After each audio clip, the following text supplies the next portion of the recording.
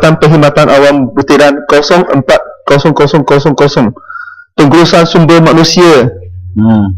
Saya ingin menuju kepada semua manusia tiada berbiawak Raya pun tak ada. Ini isu lain. Isu yang baru, tahun baru, isu baru. Saya ingin menunjuk kepada tawaran oleh Petronas kepada penduduk Pengaran yang terlibat dengan projek Depik Larang Sidi Darab berhubung dengan laporan DIA di mana Petronas menawarkan untuk membina lebih banyak SRJKC. Sekiranya waris-waris ini bersedia. Butiran berapa? Tentang ada kena mengenai dengan pembelanjaan tambahan bantuan mengurus jenazah untuk pesada.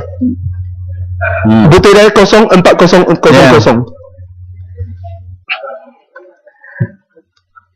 Di sini saya nak tanya Menteri, projek Depik Larang Sidi Darab berhubung dengan laporan DIA di mana Petronas menawarkan untuk membina lebih banyak SRJKC. Sekiranya waris-waris ini bersedia benarkan tanah perkuburan Cina diambil untuk projek Depik, adakah Petronas mempunyai bidang kuasa untuk membina dan menumbuhkan sekolah-sekolah baru?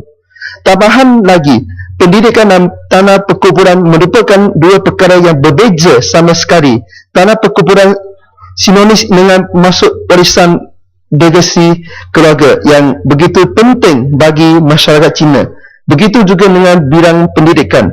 Ia tidaklah boleh dijadikan sebagai satu alat tawaran bagi memenuhi kehendak yang satu lagi. Malahan tidak keterlaluan juga ia adalah satu tawaran yang menghina tahap intelektual masyarakat di Pengaran, terutama semenjak dari mereka hingga kini tiada SJKC baru dibuka di sana, sedangkan hakikat kekurangan SJKC ini sebenarnya diakui Petronas apabila membuat tawaran sedemikian. Saya mohon agar Menteri dapat mengambil serius berhubung tawaran Petronas tersebut dan seterusnya tidak membenarkan Petronas untuk meneruskan tawaran mereka.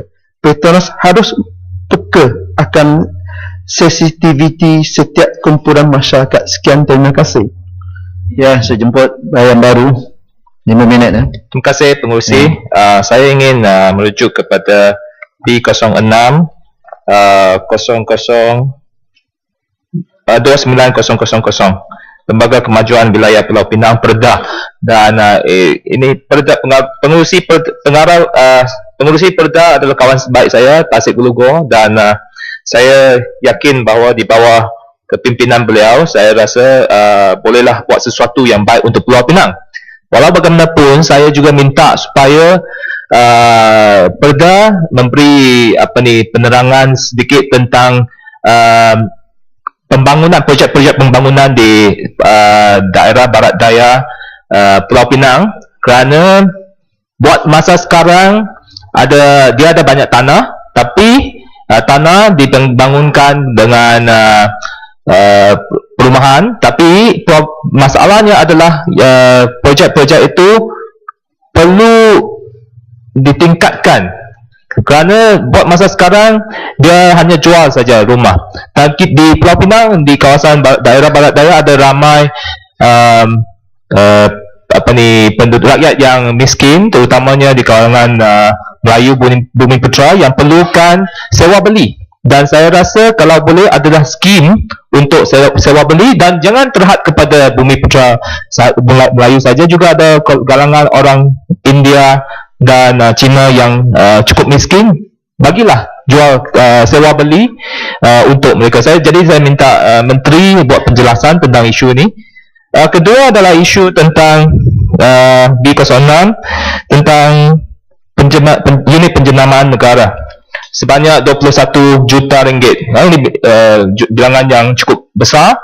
Tahun lepas pun ada supplementary budget yang memberi 30 juta tambahan belanjawan. Saya nak tanya, apakah apakah projek-projek yang dijalankan, adakah ia digunakan untuk seperti beberapa tahun yang dulu digunakan untuk membuat iklan di New York Times untuk Datuk Sri Rosmah, our First Lady, di New York Times berbelanja berjuta-juta ringgit, mungkinlah, saya tak tahu berapa duit yang digunakan, ataupun digunakan untuk membayar konsultan APCO yang dibawa masuk ke Malaysia untuk penjenamaan logo satu Malaysia yang meniru Israel.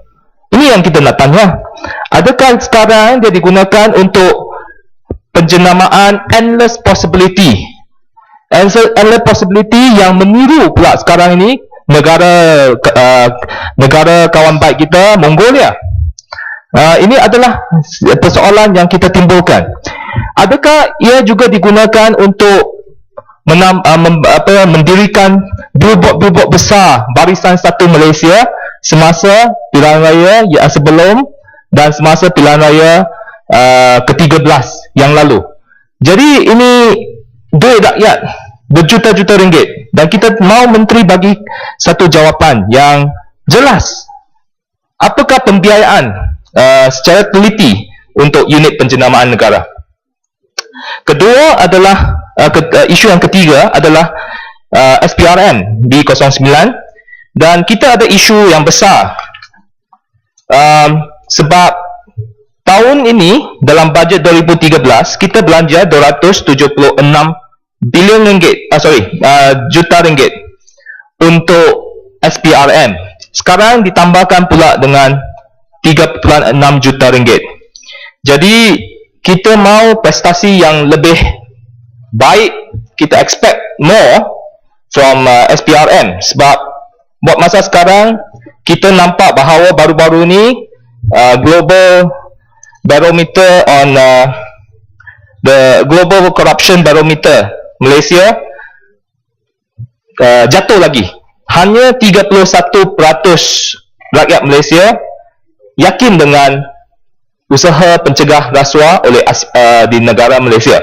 Jadi kita mahu meningkatkan prestasi, dan kalau kita nampak mereka perlu 3.6 juta ringgit untuk tugas semasa pilihan raya umum yang ke-13, maka timbullah banyak persoalan. Sebab kita tahu bahawa semasa pilihan raya yang ke-13 banyak isu beli undi berlaku di merata tempat. Saya beri contoh, baru-baru ini dalam Bersih Tribunal yang baru-baru dianjurkan minggu lepas, seorang pengarah dari National Oversight and Whistleblower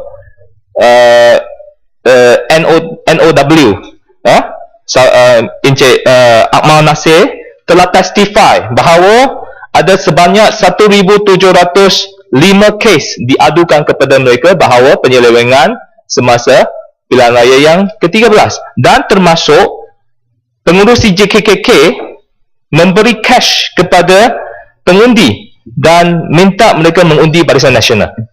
Dan juga kalau mereka dan janji kepada pengundi bahawa selepas Barisan Nasional menang, mereka akan dapat holiday, mendapat melancong, akan dibawa melancong ke tempat lain jika Barisan Nasional menang. Saya rasa jadi ini adalah isu corruption. Dan di Pulau Pinang pula yang saya ulangkan isu tentang pembelian undi secara terbuka semasa pilihan raya yang lepas melalui lucky bonus dengan Barisan Nasional punya bendera, logo dan sebagainya, dan pengundi diberi lucky bonus, dan di kawasan-kawasan Barisan Nasional menang dapat duit cash. Dan saya dengan Datuk Halim, speaker sebelum former speaker di Pulau Pinang, telah pergi ke tempat menyiasat, dan kita dapat ambil evidence, dan kita telah serah kepada MACC. Malangnya MACC kata kes ini tak ada kes, tutup.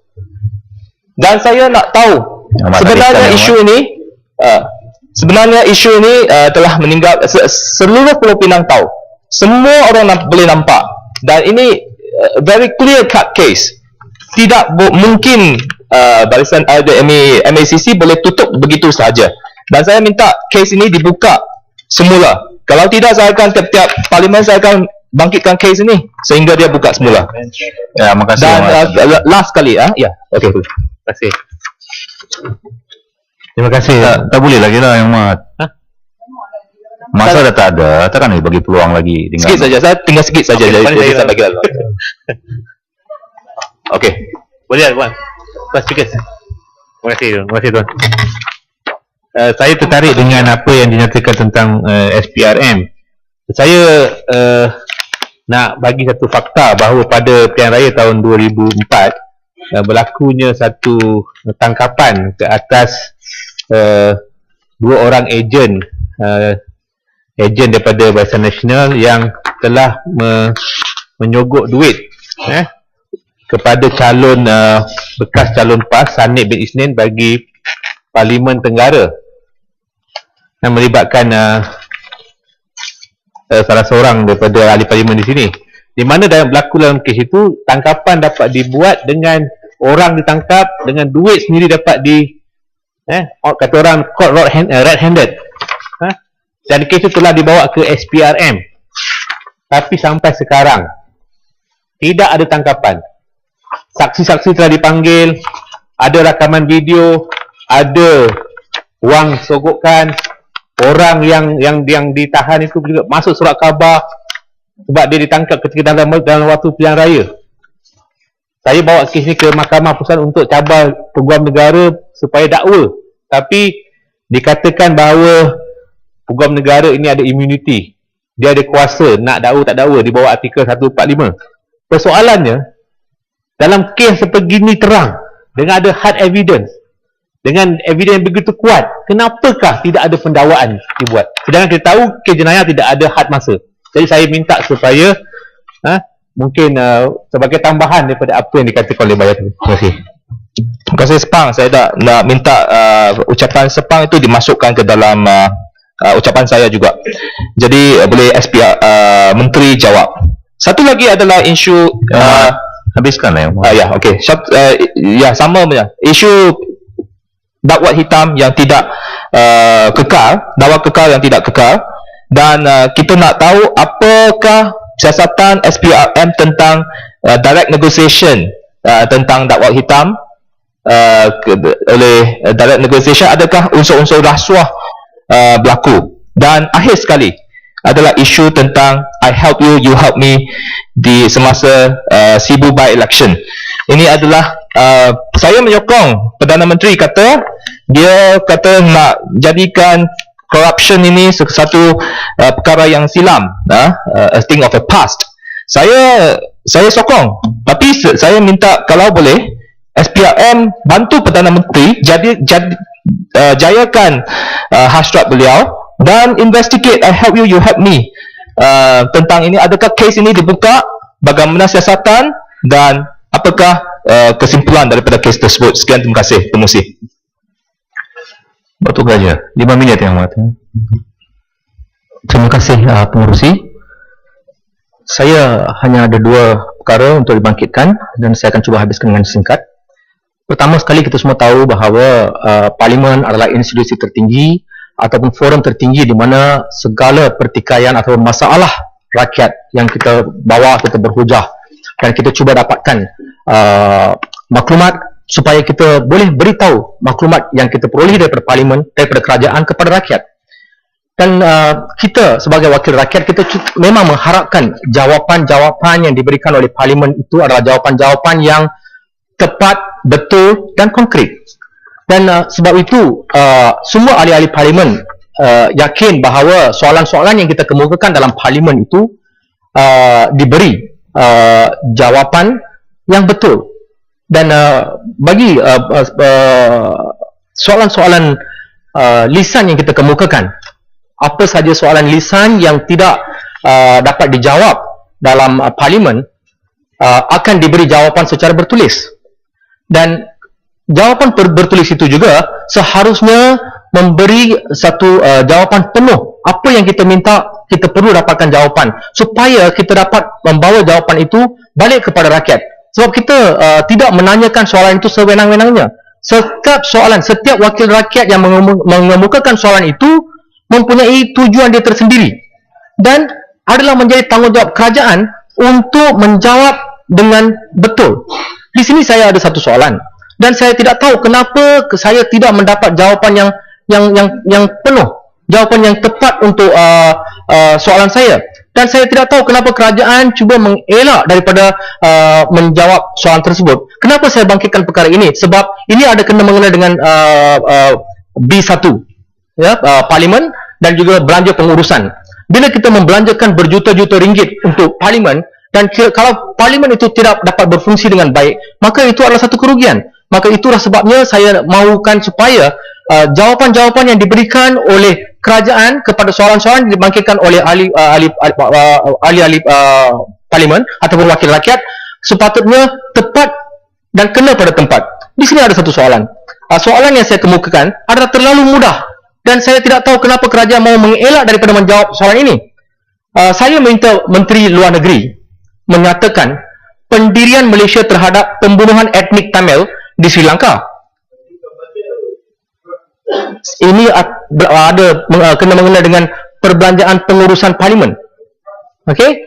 Jadi kita menggunakan berjuta-juta ringgit untuk untuk pengurusan Parlimen.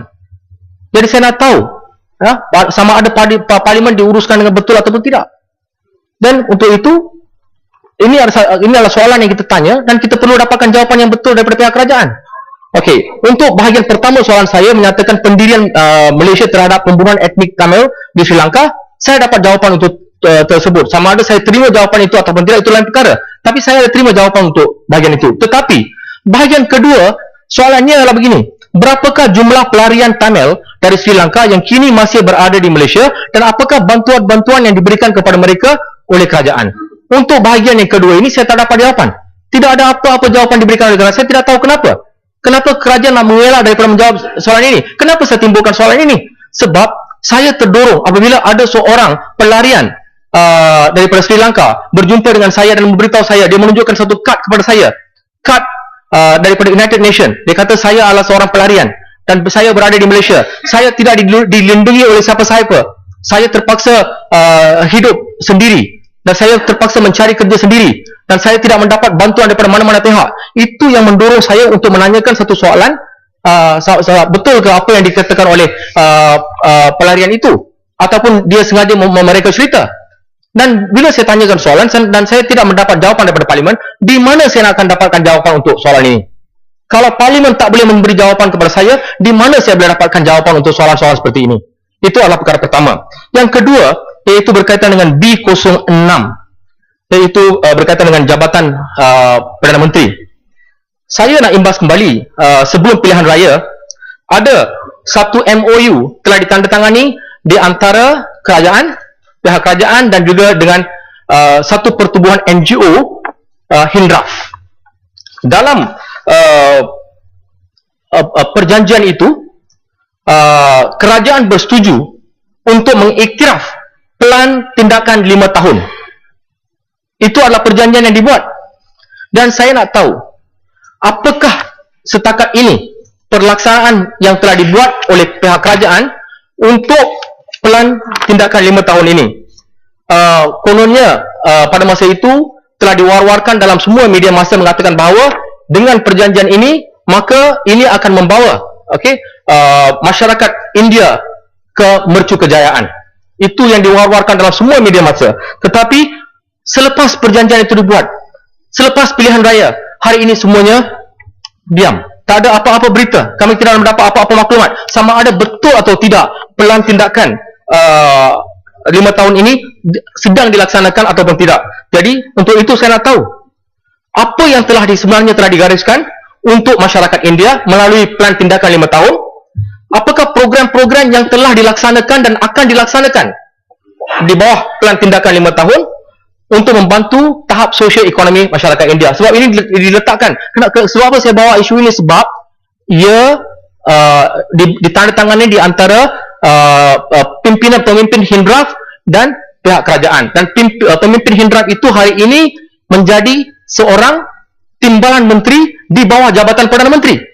Dan sebab itu saya nak tanya, apakah peruntukan yang telah diberikan kepada beliau ataupun untuk unit beliau untuk membantu masyarakat India? Itu saja. Sekian, terima kasih. Ya, Pak Buntas, lepas tu Menteri jawab.